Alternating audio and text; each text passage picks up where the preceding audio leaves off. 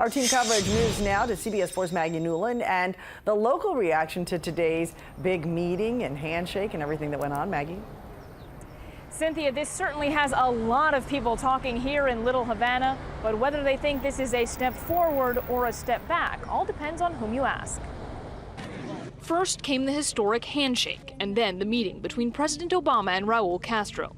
Many here in South Florida are keeping a close eye on the events in Panama, and reactions are mixed. I don't like the relation with Obama and Castro. I don't like the government of Mr. Obama. Wherever there's peace, it's better than not, I think, and I hope that it works out for the Cuban people.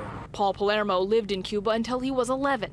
He says his mother was one of the first Cuban refugees, and he says her opinion about normalizing relations with Cuba is very different than his. My mother believes that it's not going to help the Cuban people. It's going to help only the American businesses, but I think it's going to trickle down.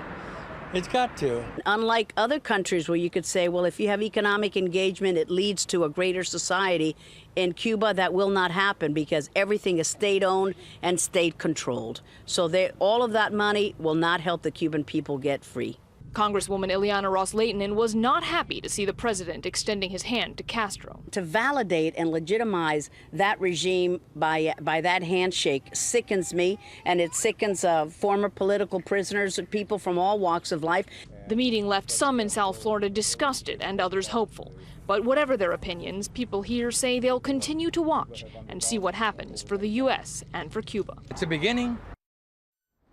And no doubt this will be a heated topic of debate for quite a while. We're live in Little Havana. Maggie Newland, CBS 4 News.